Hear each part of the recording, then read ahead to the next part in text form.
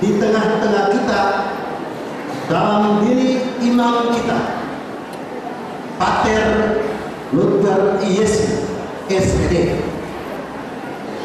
Kita telah menjemput jubilaris kita ini untuk masuk ke paroki kita dan tinggal bersama kita.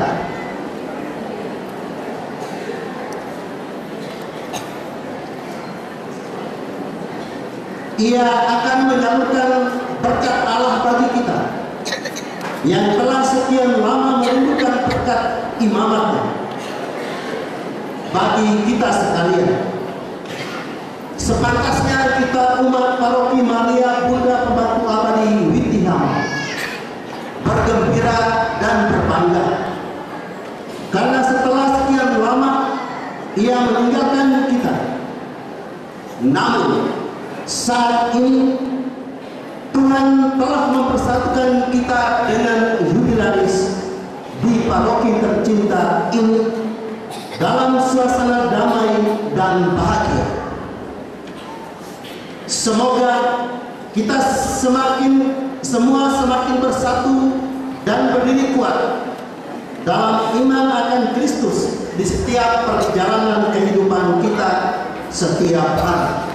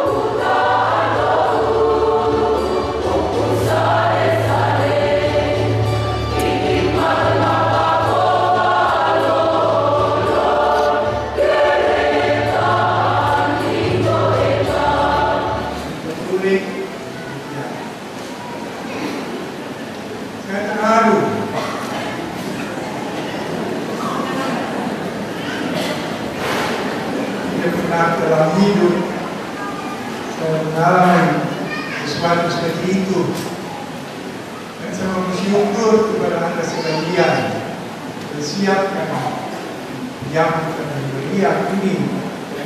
Tapi omong terus terang, kalau kita ingat dalam hidup Yesus, waktu ia masuk secara meriah dalam kota Yerusalem, ia naik bukan satu kuda, tidak itu orang yang mau perang.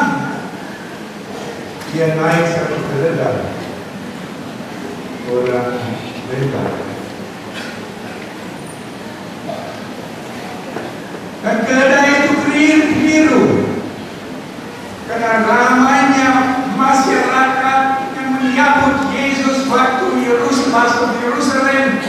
Keledai sangka itu penyambutan meriah semua bagi dia.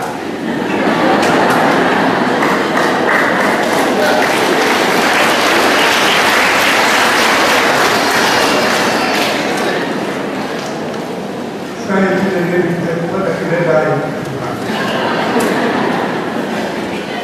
Dan saya harus sadar diri bahwa seluruh hidupku hanya satu tujuan, yaitu memuliakan Tuhan. Ini saya datang kemari untuk mengundang saudara-saudara sekalian dari dua umat untuk bersyukur kepada Tuhan atas 5 tahun pengabdian kepada umat Allah. Saya tidak mampu untuk berbicara dalam detail sekarang mengenai hidupku yang begitu berkat Tuhan. Biasanya orang barat bilang kalau kamu ke daerah tropis terhitung 2 kali. Nah, saya 35 tahun di sini, itu sudah hidup 70 tahun, bro. Maka sekarang saya sudah 25 tahun berumur. Tidak, saya dipiara baik-baik di sini. Para suster dengan makanan segalanya teratur. Kalau saya lihat kembali dapat saya dirahmati oleh para suster dari kesehatan. Satu kali saya hampir mau mati, panas tuh naik ke 143.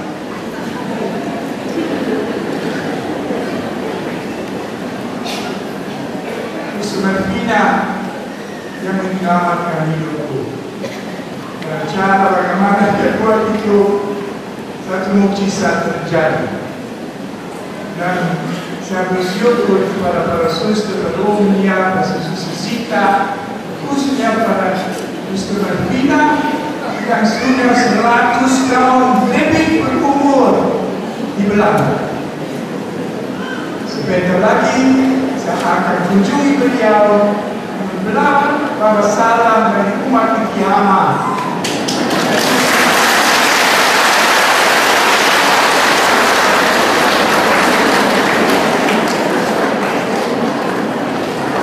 Setelah dapat mengabdi di sini selama 19 tahun, saya 10 tahun di wilayah Omir. Di sana ada 18 tempat berdoa yang harus dibangun baru semua. Blok ini hanya berapa? 10, 12. Tapi itu terlatih dalam waktu 10 tahun. Jadi berkat Tuhan saya dapat membangun rumah-rumah ibadah sebanyak 18. Setelah itu saya mengabdi 6 tahun di Surabaya. Surabaya juga kota kesayangan. Lebih-lebih umat basisnya 124. Dan setiap malam saya pergi sembahyang di satu kelompok umat. Harus lewat keluarga-keluarga muslimin semua. Saya tidak pernah diganggu. Malahan kalau kuburkan mayat, saya tidak buat dari gereja, saya buat dari rumah umat. Dan dikelilingi waktu merayakan misa, 90% umat muslimin turut merayakan misa demi Al-Quran tersebut. Saya terharu sekali. Dan saya juga berdoa supaya kerukunan atau ketua umat di sini di Batu Tapi terus bersatu, berkembang, saling mendoakan.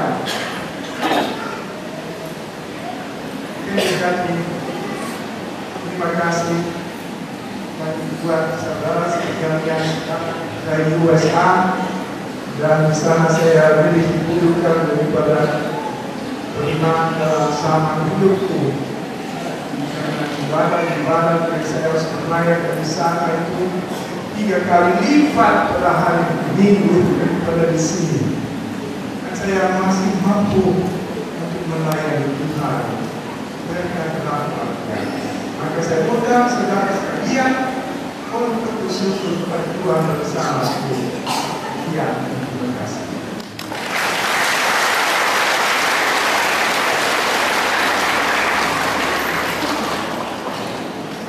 Besok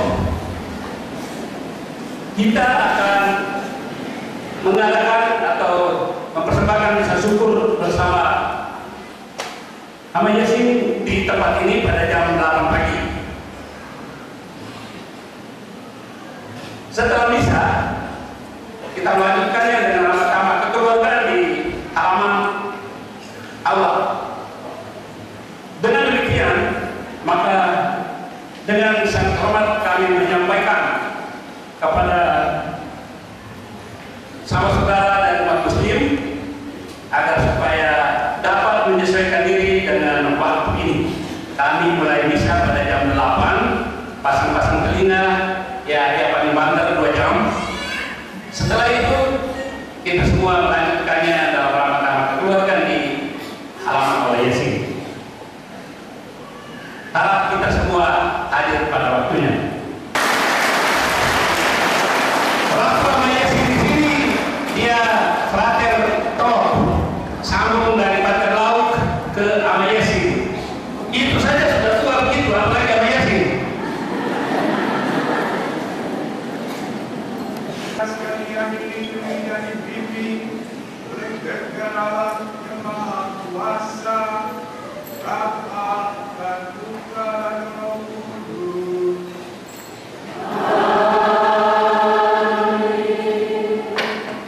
Pada penerimaan Pater Yesin telah selesai.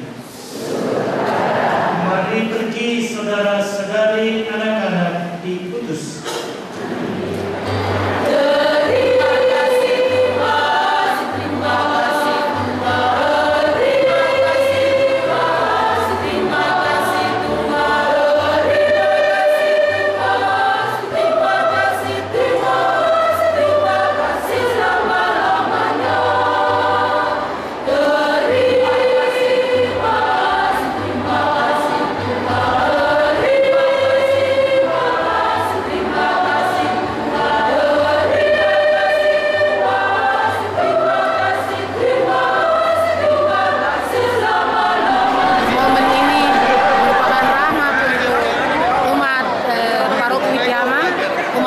Maria Bunda Pembantu Abadi Widyama, dan semoga Pater Yesin dengan rahmat ini Pater Yesin dalam imamat tahun-tahun yang akan datang senantiasa diberkati dan umur panjang, sehat selalu, menyongsong pesta Intan beberapa tahun yang akan datang. Terima kasih.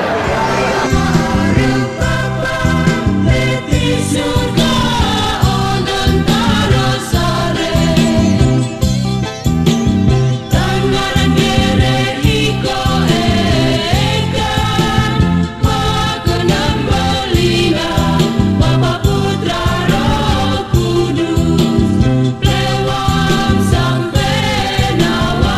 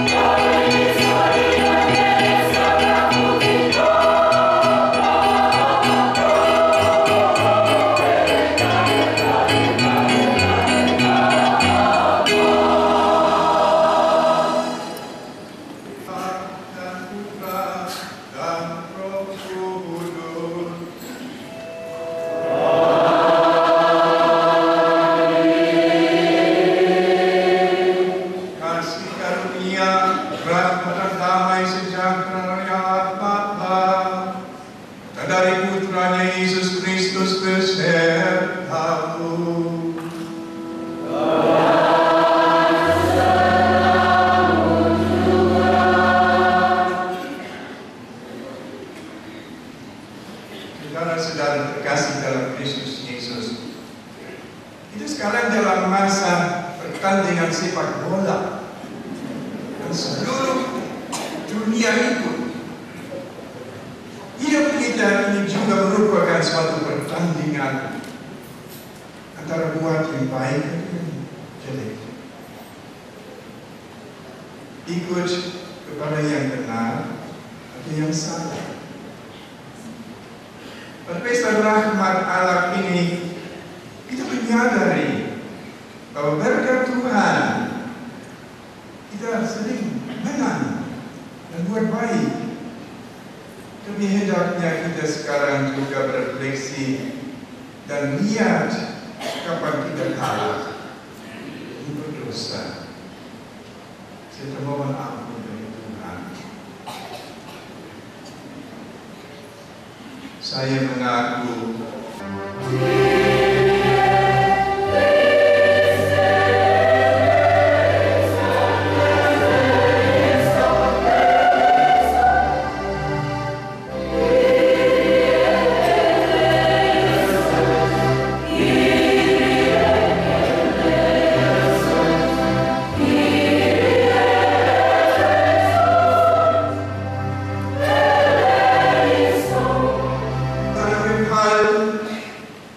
sungguh ajaib karyamu dan tak terselami keputusanmu. Kami bersyukur kepadamu karena Engkau telah menuntun paroki kami tercinta ini hingga pada hari ini. Kami yakin bahwa kuat kuasa-Mu telah melindungi paroki kami ini sehingga tetap eksis di tengah dunia yang kian berubah ini. Kami juga bersyukur karena Engkau telah berkenan memanggil, menyertai, dan melindungi hamba-Mu ini dalam karya layan-Mu di tengah dunia ini hingga memasuki usia emas dalam iman. Kami mohon, berilah hamba-Mu ini dan seluruh umat-Mu yang kasih rahmat dan perkenanan Roh Kudus agar tetap tekun memantapkan Dikau, setia pada kebenaran, serta gembira melayani Dikau dan sesama sesuai dengan panggilan hidup kami masing-masing. Kami mohon demi Yesus Kristus Tuhan dan pengantara kami yang hidup dan berkuasa bersama Dikau dalam persekutuan dengan Roh Kudus Allah sepanjang segala masa.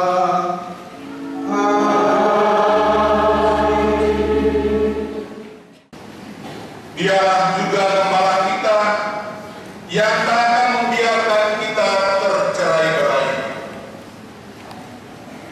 Marilah kita membuka hati dan budi kita untuk mendengar dan merenungkan warta kasih setia Tuhan itu dalam bacaan-bacaan suci berikut ini. Kami tahu apa artinya takut akan Tuhan. Karena itu kami berusaha meyakinkan orang. Bagi Allah hati kami nyata dengan terang, dan aku harap hati kami nyata juga demikian bagi pertimbangan kamu. Dengan ini kami tidak berusaha memuji-muji diri kami sekali lagi kepada kamu, tetapi kami mau memberikan kesempatan kepada kamu untuk memegahkan kami supaya kamu dapat menghadapi orang-orang yang bermudah karena hal-hal lahiriah dan bukan batiniah. Sebab jika kamu tidak menguasai diri, hal itu ada dalam pelayanan Allah. Dan jika kami menguasai diri, hal itu adalah untuk kepentingan kamu. sebab kasih Kristus yang menguasai kami, karena kami telah mengerti bahwa jika satu orang sudah mati untuk semua orang, maka mereka semua sudah mati. Dia yang tidak mengenal dosa telah dibuatnya menjadi dosa karena kita, supaya dalam Dia kita dibenarkan oleh Allah. Demikianlah sabda Tuhan.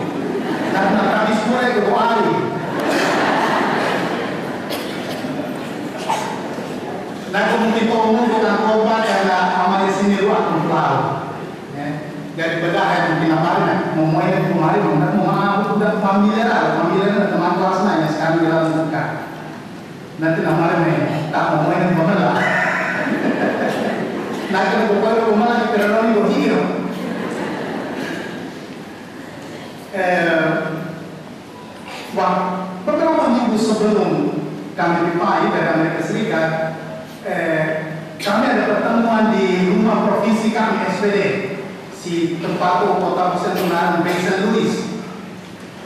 Waktu kami tahu amat-amat di meja makan, lalu kita dengar main nyanyi kami rayakan pesta ini sedikit hama dan doa yang khotbah dari ramai ini. Ramai kami izinkan mau untuk khotbah selama 50 menit. Ramai turun aku, turun pesta 50 tahun, menito, hari punto menito. Kemudian pula kan, pero itu kan menito yang mana? Oh, nanti tak mau main, biasa lekuan.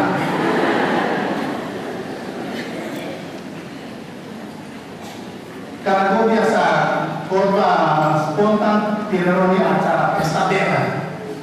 Jadi kami tulis ide boleh nuangkan sebelum berdiatoni karena siapkan bacaan dan sebagainya, tapi tulis Pauli nanti dalam pesawat perjalanan dari Amerika ke Inggris, lalu kemudian karena dari Amerika ke Inggris itu sudah 8,5 jam perjalanan, yang memanfaatkan kesempatan untuk ini, untuk susun. Kemudian dari Inggris ke Singapura itu 12,5 jam pesawat online. Dari Togo mana dari Odo banyak punya montahan nanti kerjaan itu mana? Dan tidak ada masuk 4 ribu. Kalau itu kantor dan sekarang serius. Perkenankan saya mengawali renungan saya ini dengan sebuah cerita. Ini adalah sebuah kisah nyata. Kisah nyata dari seorang imam yang kala itu masih sebagai seorang anak seminari. Ia bercerita bahwa saat itu dia barusan beranjak dari kelas 1 ke kelas 2 seminari. Kami biasa masuk seminari tamat SMP, masuk seminari itu kelas persiapan bawaki. Setelah 1 tahun kelas persiapan bawaki, kelas 1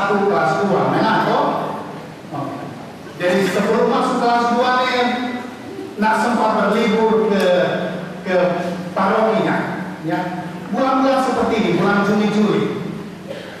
Dia pergi ke pastoran untuk bertemu dengan pastor parokinya. Selain untuk menginformasikan kepada pastor parokinya bahwa dia sekarang sedang berlibur, juga sekalian menawarkan dirinya untuk membantu apa saja yang bisa dia lakukan di paroki selama liburan. Kami anak seminari mana? Kalau libur kan kita masuk si pastoran, nurut bagi si pastor paroki, tahunan dari lagu boleh nggak menukai. Nurut bagi perkenalkan diri, lalu kemudian menawarkan diri ke anak seminari ke AS itu. Nah, jadi kami menawarkan diri untuk buat sesuatu. Ini cerita imam ini juga sama. Dia ke paroki menawarkan diri untuk melakukan sesuatu untuk parokinya selama liburan. Setelah melewati percakapan singkat di pastoran, si pastor paroki itu membawa dia masuk ke dalam gereja sambil memperlihatkan bangunan gereja yang sedang direnovasinya. Di tengah percakapan mereka, si pastor paroki itu bertanya kepadanya, enggak mula warna apa yang cocok untuk mencat altar ini, ya? Karena apa? Karena pikirannya pastor paroki berpikir bahwa warna untuk mencat altar itu mestinya warna yang menarik perhatian, supaya umat yang datang mereka yang dari situ terfokus ke altar. Oke.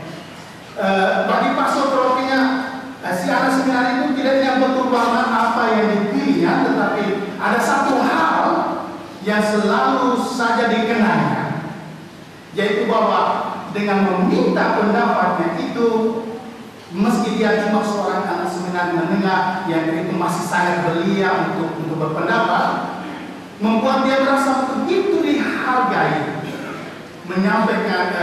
membuat dia merasa ini sudah saatnya dia boleh menyampaikan pendapatnya, bahwa dia bukan lagi seorang anak kecil, tetapi sudah dewasa, sudah bisa berpendapat sebagaimana layaknya seorang dewasa. Setelah menjelaskan kepadanya seluruh pembangunan gereja tersebut, pastor paroki lalu mengatakan kepada anak seminari itu, "Namari menani, ya. Namari nih. Kalau kamu mau, kamu bisa membantu mencat tembok samping kiri gereja ini. Samping kiri tanggung apa nih?" Lalu si anak seminari itu mengiyakan. Nah, oke, tidak apa-apa, karena merasa diri bahwa dia bisa melakukan hal itu. Tapi itu tidak mungkin dilakukannya sendirian. Makanya dia mengajak saudara-saudaranya untuk membantu dia. Kurang lebih seminggu lamanya mereka menyelesaikan pekerjaan itu. Pekerjaan yang tidak mudah dalam tanda kutip bagi seorang seminari itu, tetapi ternyata bisa diselesaikannya dengan baik. Setelah selesai, si anak seminari itu dipanggil oleh pastor paroki. Nah, marah, racian tepat. Kurang lebih minggu itu, racian tepat pastor paroki marah dari si pastoran. Setelah itu pastor paroki ucapkan terima kasih kepadanya, lalu pastor paroki itu memberikan semua amplop berisi doi. Nah, seorang lebih doi.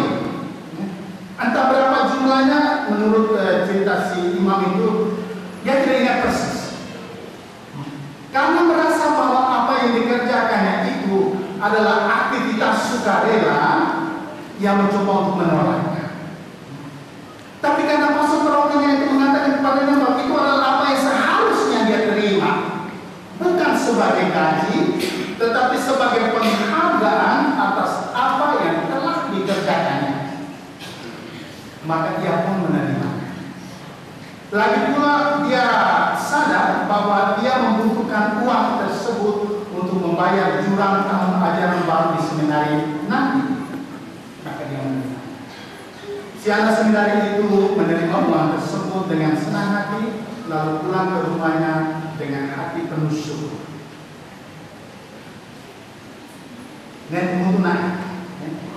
Sebuah kisah nyata dari seorang anak seminari yang kini sudah menjadi imam. Si pastor paroki, tadi saya bilang ini cerita nanya. Si pastor paroki dalam kisah nyata ini tidak lain dan tidak bukan adalah Pater Joseph Jesse SVD. Ahmad Yasin.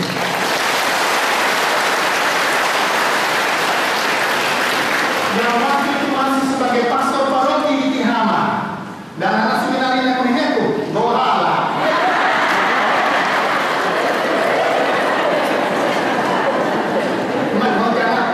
Seorang gue kedua deh. Kita menempati di seminari juga. Amat pakai ini kenapa mulai ngomong jangan kedua deh. Ini adalah sebuah pengalaman saya yang saya alami bersama Ahmad Yasin sekitar 34 tahun yang lalu. Tepatnya di tahun 1984 ketika saya memasuki kelas 2 SMA Seminari San Domingo Hoteng. Pengalaman ini nampak kecil sekali. Biasa-biasa saja dan mungkin tak punya banyak arti bagi Anda sekalian. Tapi bagi saya secara pribadi, ini adalah sebuah pengalaman yang sangat berarti, yang sungguh membekas di dalam lubuk hati saya. Makanya saya masih tetap ingat hingga hari ini dan saya menggunakan ini sebagai ilustrasi pengantar khotbah saya. Saya yakin bahwa pengalaman serupa dengan Pater Yasin juga pernah dialami oleh Anda sekalian dalam bentuk apapun, entah secara pribadi atau secara keluarga, atau kelompok atau sebagai umat stasi, entah secara langsung atau tidak langsung, Anda sekalian pasti juga mengalami hal serupa bersama dengan Pater Yasin. Beberapa hari yang lalu kami tiba di Larangtuka di Senin hari Minggu Remang, ya, orang-orang di Tihama yang beberapa orang di Tihama yang di Larangtuka mengundang kami untuk makan malam bersama. Mereka undang Pater Yasin, ada dua ya, nah, pokoknya nanti terkait Pater Yasin mari kan, keluar. Kami main, menarik kan? Semua orang pada bercerita mengenal masa silam bersama dengan Ahmad Yasin. Yang telah meninggalkan kenangan yang luar biasa di hati begitu banyak orang. Yang telah menyentuh kedalaman hati kita. Bukan hanya saya, tetapi begitu banyak orang. Maka kesempatan itu sepertinya begitu singkat. Semua orang yang berpisah waktu itu bagi waktu itu. Setelah itu kemarin kami di Bandara. Semua yang datang bertemu dengan Ahmad Yasin kan, oh Pater, kau ini waktu ngomong saya kau mani toda aku ini. Lagi kan lagi pegang. Mesti memotong mereka besar. Tangan itu memotong mereka terogeret kembali kan. Mana?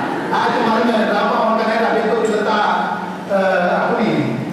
Muda Karabau. Kalau muda Karabau lah ini, nah. Karena keharusan tidak mahu dia tu ni, kita biasa seperti aku ni seperti keo tak tukar majalah ni, koran ni tidak, koran ni namanya kita nak tambah tak sampul buku, normal namanya tak lampis buku kau ni, aku lampis ni.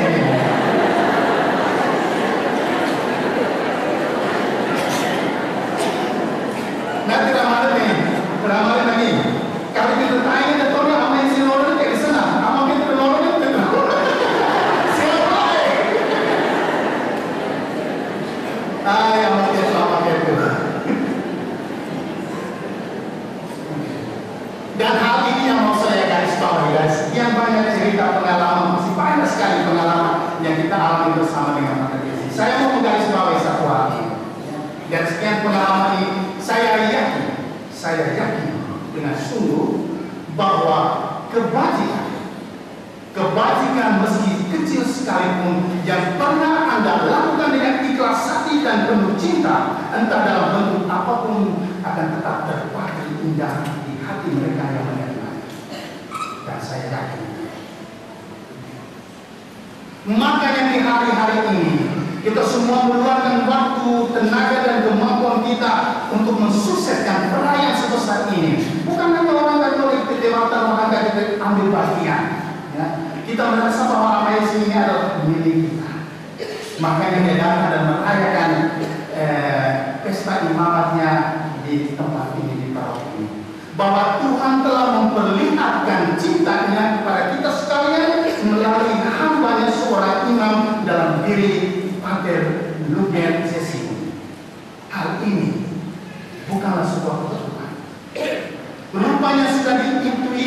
oleh Pater Yesing sendiri ketika beliau masih belajar di seminari tinggi, ya. Dia itu belajar masuk novisiat, ya, masuk seminari terlambat dia. Dulu itu dia sekolah sebelum masuk seminari, namanya sekolah aku di mana? Sebelum masuk seminari. Nah, kepada rumah beli lain kan aku ini.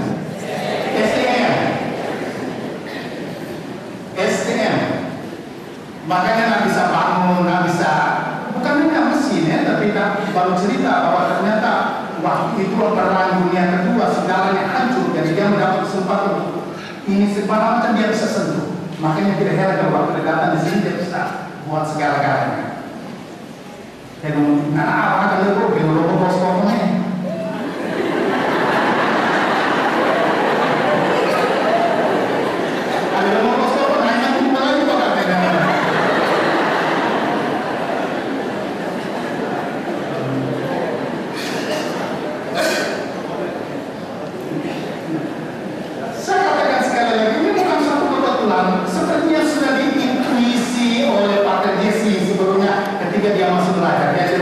Itu di Jerman, lalu kemudian masuk studi filsafatnya di Austria itu Hoka ya.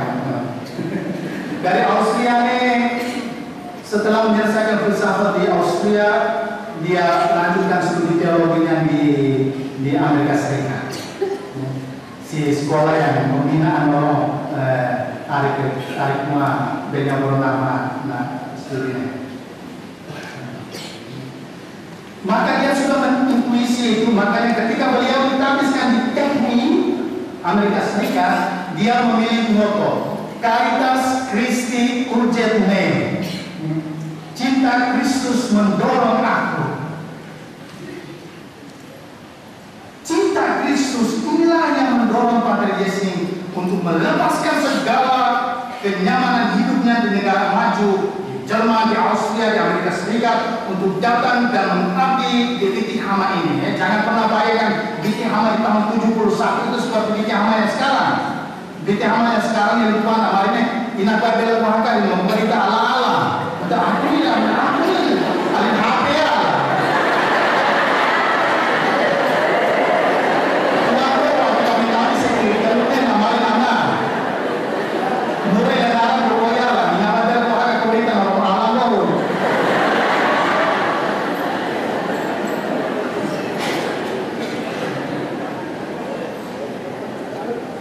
71 itu situasinya sangat berbeda. Kami keren bisa mulai.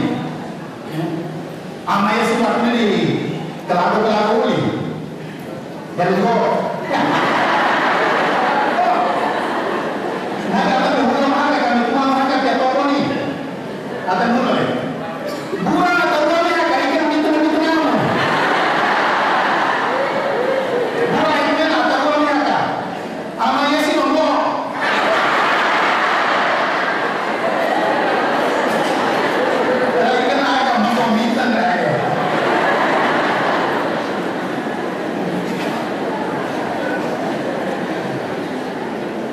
Banyak yang tahun 71 waktu itu tidak ada sama sekali. Waktu itu Wai Mata Pulau mengerti itu? Wai Mata Pulau. Ada orang tidak dinamai Resoga. Ada orang tidak mau keren itu tak apa orangnya. Wai Mata Pulau apa tak berlaku? Wai Mata Pulau. Waktu orang aja lama hamu berakhir dia tuh. Leto mangga pukul berani apa? Apa kau? Sampai tunggu berani dalam lagi sabu aku. Ramai sabu punya ini. Rasa barunya lah. Ramai yang masih nyari yang gute. Lain aku. Rapi itu ni nak betul orang ni nak tunggu kami. Nama anak kamu yang sabu ni nak yang gute. Nanti nama dia. Enggak, nama berbau punya, bau sabar entah berbau tak boleh dengan ini.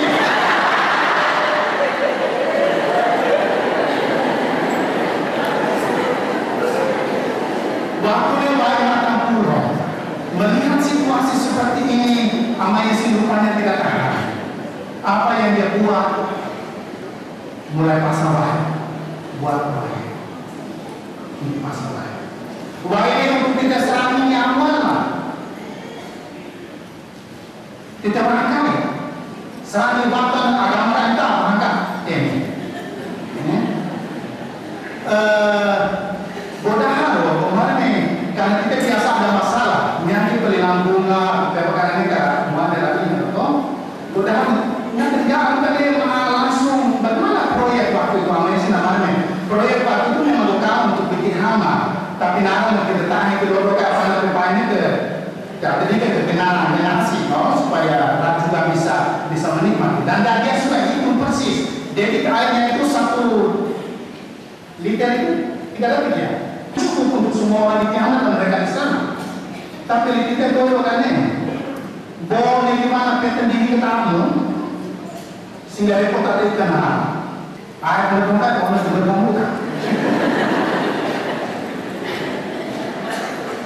Waktu tahu kamar kewajarannya kok mau jambi teman. Tak mau jambi untuk tak kewajaran. Orang lain kewajaran ini jam jam 2 kewajaran. Otot kaki kena memetak kewajaran mau jam tenang. Yang letak itu Amerika.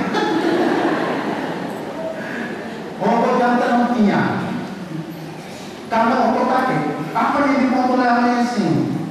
Kopi otot. Nama aku? Bela Pati.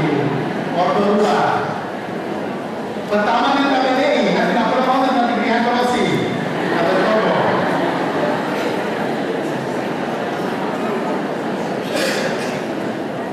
Masih banyak cerita lain lagi tentang Amazing yang berbuat begitu banyak nak bangun dermaga, nak bangun apa namanya banyak yang dia buat. Kenapa dia buat semuanya itu? Kenapa? Hanya karena dia punya uang? Tidak.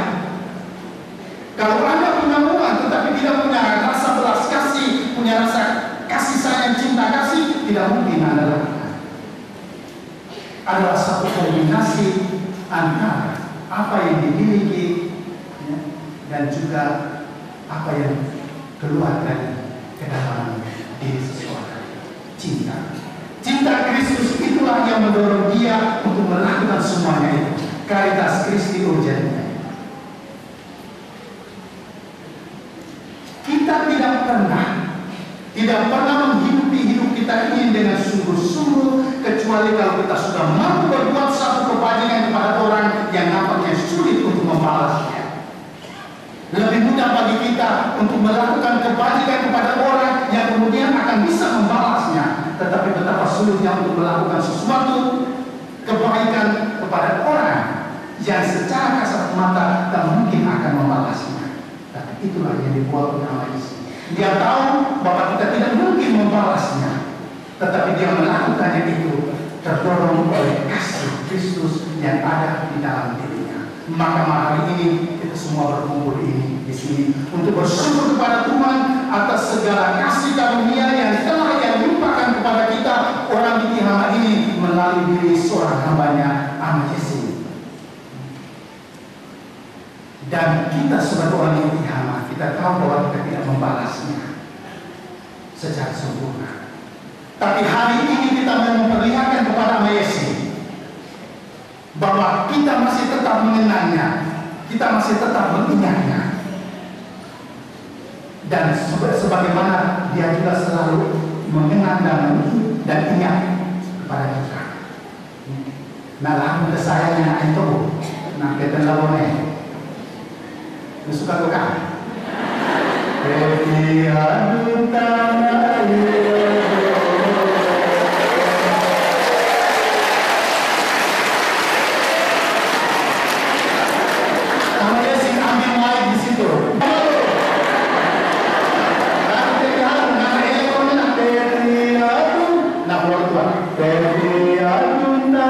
Di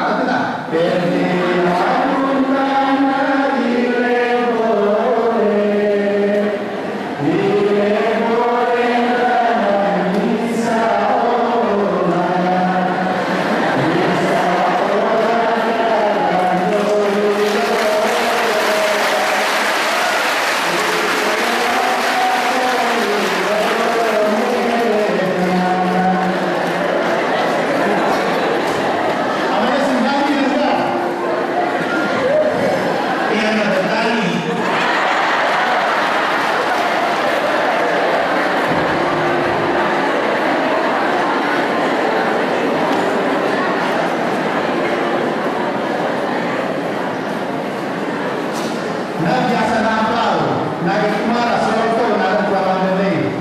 Nah, baru kan ada sopor, nada kan itu. Ya.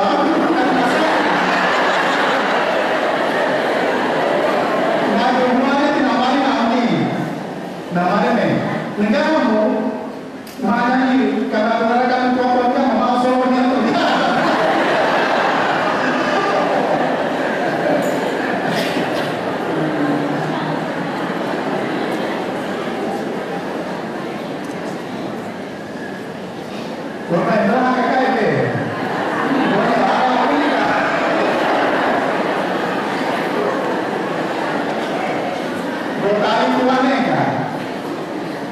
Tentu di dalam menjalankan karya misi ini Pak Resi juga pernah mengalami kegagalan. Saya cukup yakin. Bukan pengalaman akademi, di mana saja juga kami sering mengalami kegagalan, mengalami kekecewaan, kegelisahan, kesedihan dan sebagainya. Pengalaman kegagalan ini juga dialami oleh para nelayan, Petrus dan teman-temannya, sebagaimana yang kita dengar dalam bacaan Injil hari ini. Mereka juga mengalami kegagalan. Mereka menangkap ikan sepanjang malam suntuk, tetapi mereka tidak menemukan apa-apa. Bahwa justru kegagalan inilah yang membuka jalan bagi rahmat Tuhan untuk berkarya.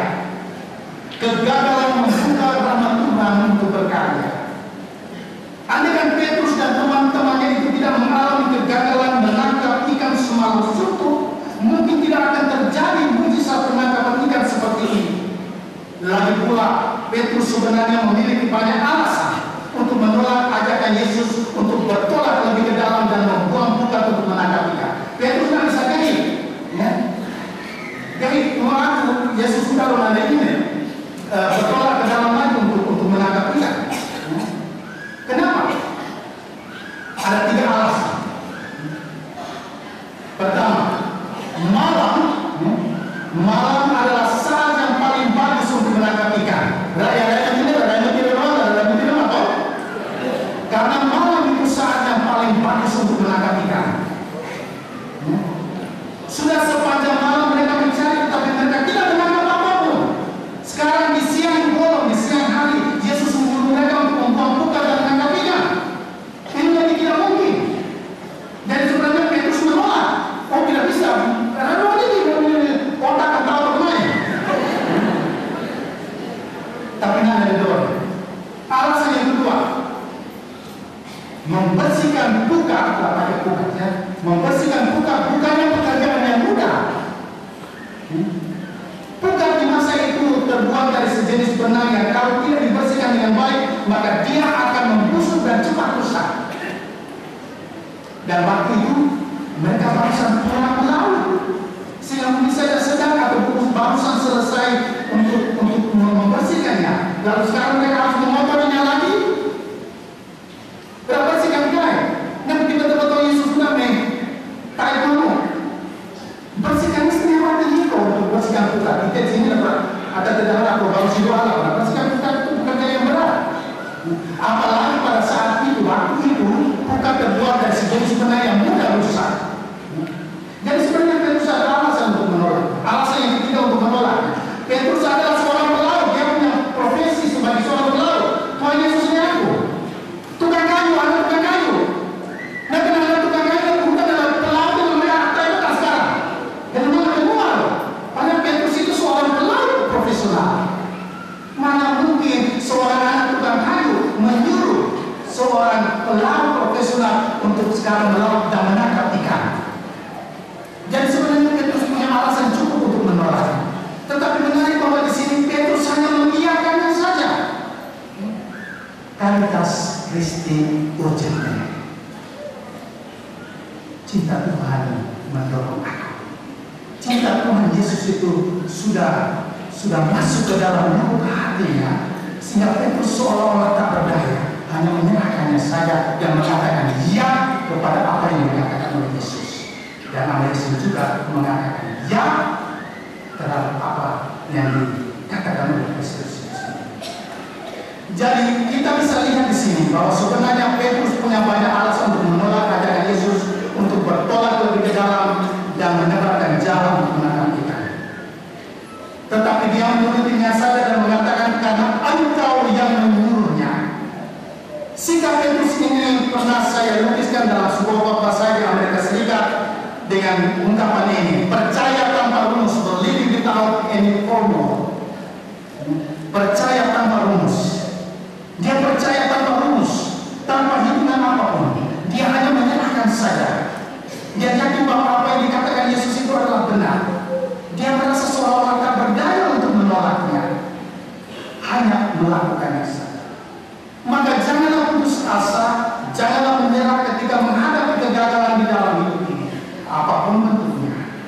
Orang bilang kesuksesan bukanlah akhir dan kegagalan bukanlah fatal. Malah terkadang kegagalan membuka ruang bagi rahmat Allah untuk berkarya, seperti yang terjadi dalam pengalaman para nelayan itu, Petrus dan teman-temannya. Kegagalan sering membuka ruang bagi kita supaya Allah berkarya di dalam dan melalui kita. Serahkan semuanya ke dalam tangan Tuhan. Seperti Petrus, kita hanya mengikuti saja apa yang dikatakan Tuhan kepada kita.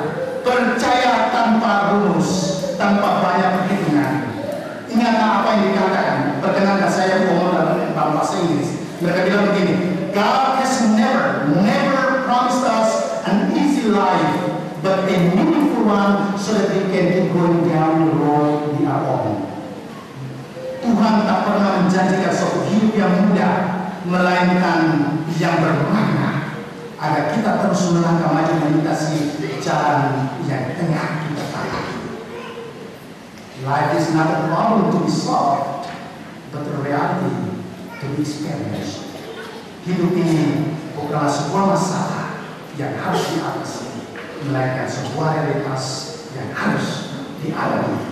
Kita tidak bisa menolak kenyataan hidup ini. Kita hanya bisa menyesuaikan diri, mengalaminya.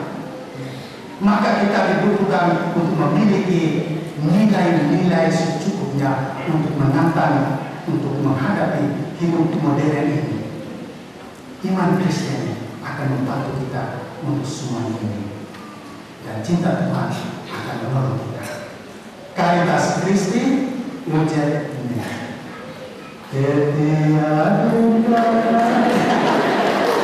Sekian dan terima kasih. Boleh mengangkat tersebut dengan sekian dan terima kasih. Bagi keluarga serta para penjasa jubilaris,